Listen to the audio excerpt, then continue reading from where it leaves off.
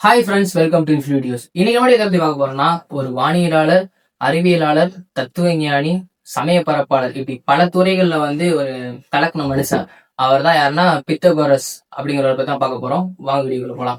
Pythagoras அப்படிங்கிறவர் ஆரம்ப காலத்துல என்னென்ன பண்றாரு அப்படின்னா, அவரோட பள்ளி பருவமா இருக்கட்டும், இல்ல அவர் வளர்ந்த பருவங்களா இருக்கட்டும், அவர் ஒரு மத ரீதியா ஃபாலோ பண்ற ஒரு மனுஷன். அது மட்டும் இல்லாம அவரோட ஒழுக்கமானது எப்படி இருக்குன்னா, ப்ராப்பரா இருக்கணும். அப்படி இருந்தாதான் நீ படிக்க முடியும் அப்படிங்கிற மாதிரி அவர் ஆரம்ப காலகட்டத்துல கல்வி முறையானது வளர்ந்து அவர் கல்வி பெற்றாரு. அதுக்கப்புறம் பித்தகோரஸ் என்ன பண்றாருன்னா, நிறைய விஷயங்கள் கண்டுபிடிக்கிறாங்க. அதுல முக்கியமான ஒரு கண்டுபிடிப்பு என்னன்னா, பகு எண்கள், பகா எண்கள் அப்படிங்கிறத அவர் கண்டுபிடிக்கிறாரு. அது மட்டும் இல்லாம அவர் இன்னொரு விஷயம் கண்டுபிடிக்கிறாரு. என்னன்னா, இந்த ஆட் நம்பர், ஈவன் நம்பர்ஸ் எல்லாம் இருக்குல்ல, ஒற்றைப்படை எண்கள், இரட்டைப்படை எண்கள், அதெல்லாம் கண்டுபிடிக்கிறாரு. அது மட்டும் இல்லாம எண்களின் தந்தை என்றும் இவர் அழைக்கப்படுறாரு. அதுக்கப்புறம் பித்தகோரஸ் கண்டுபிடிச்ச முக்கியமான இன்னொரு விஷயம் என்னன்னா, இந்த பூமி உருண்டையானது அப்படிங்கிறத ஃபர்ஸ்ட் கண்டுபிடிச்சது பித்தகோரஸ் தான்.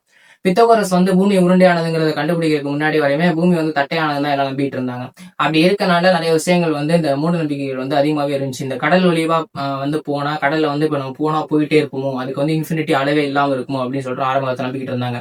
பித்தகோரஸ் பூமி உருண்டையானதுன்னு கண்டுபிடிச்சதுக்கு அப்புறம் தான் இந்த புதுசா இந்த கொலம்பஸ் வந்து அமெரிக்கா கண்டுபிடிச்சதா இருக்கட்டும், இல்ல வாஸ்கோட காமா இந்தியாவை கண்டுபிடிச்சதா இருக்கட்டும், இந்த மாதிரி விஷயங்கள்லாம் நடக்குது.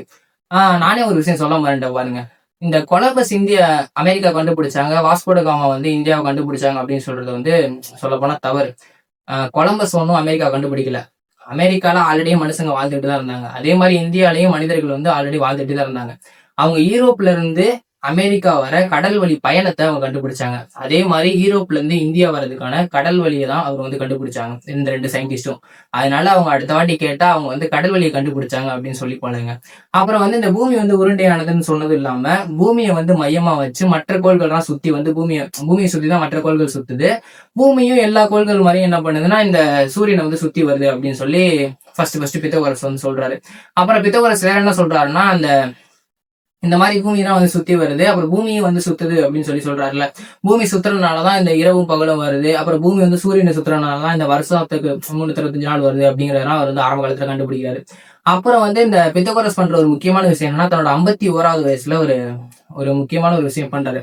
அது உண்மையிலேயே ஒரு டாப்பான விஷயம் தான். அதாவது என்னன்னா, இந்த எஜுகேஷன் சிஸ்டத்துல இப்ப ஃபாலோ பண்ணிக்கிட்டு இருக்கோம்ல, கிட்டத்தட்ட ஆண்களும் பெண்களும் ஒரே அறையில உட்காந்து படிச்சுக்கிட்டு இருக்கோம்ல, இதுக்கெல்லாம் ஆணி வேற ஃபர்ஸ்ட் விதை போட்டது யாருன்னா அது பித்தகோரஸ் தான். ஏன்னா பித்தகோரஸோட காலத்துல அவர் ஒரு அறிவியல் அறிவியல் கூட நிறுவுறாரு. அப்படி நிறுவும் போது அவர் என்ன பண்றாருன்னா, நூற்றுக்கணக்கான ஆண்களும் பெண்களும் சமமா உட்காந்து படிக்கக்கூடிய சிஸ்டத்தை அவர் தான் ஃபர்ஸ்ட் கண்டுபிடிக்கிறாரு.